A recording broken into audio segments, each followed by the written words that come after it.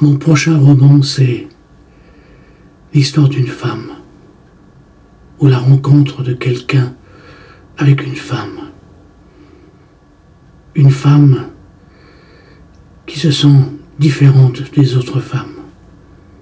Et pourtant, elle n'est pas la seule de se sentir différente des autres.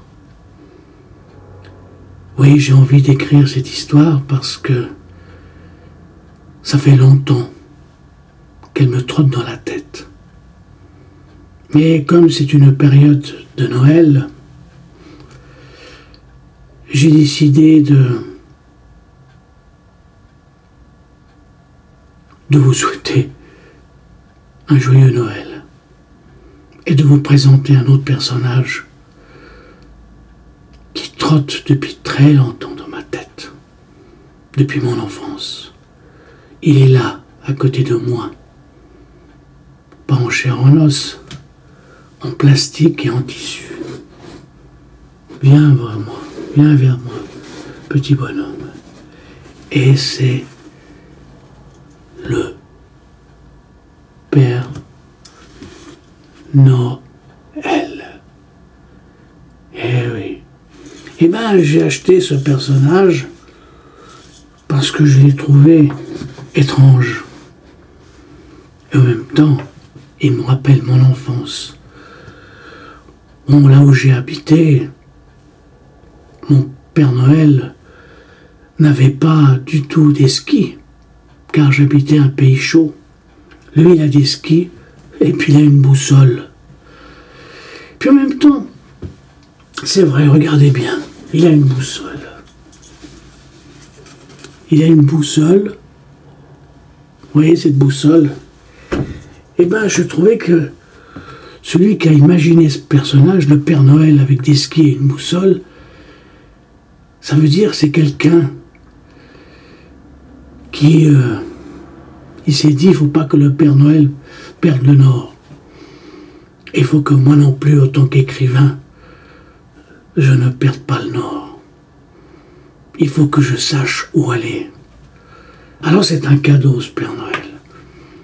Oui, ce Père Noël en plastique et en tissu est un cadeau du ciel qui me dit, Fogel, ne perds pas le Nord.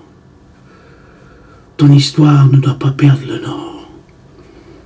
C'est ton prochain roman. Tu l'as pas encore écrit. Jusqu'à maintenant, pour les blogueurs de la Tribune, tu as mis des anciennes histoires.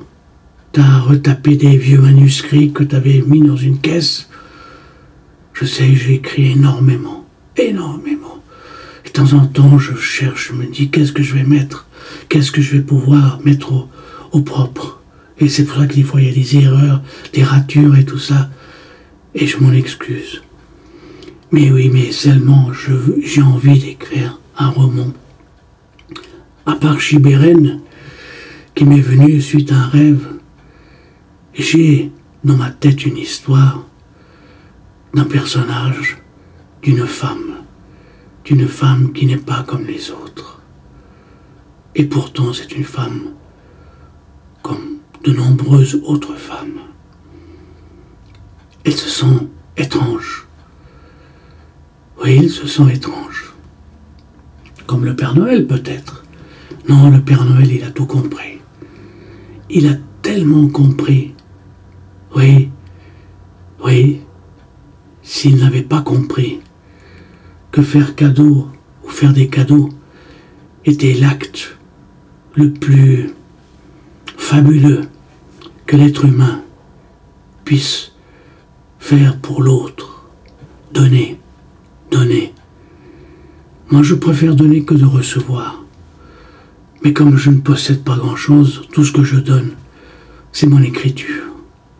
C'est des mots que je mets sur le papier, c'est des histoires que j'invente et qui essayent d'apporter quelque chose à l'autre.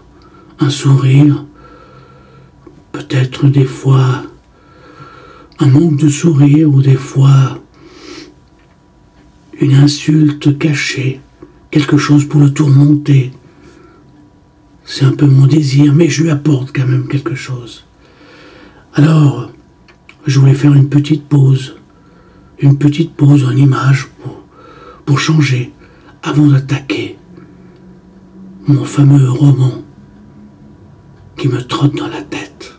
Et pour vous dire en même temps, joyeux Noël, bonne fête et bonne année, chers blogueurs, chers lecteurs, chers tout le monde, bon et mauvais, sympathique et antipathique, cela n'a aucune importance.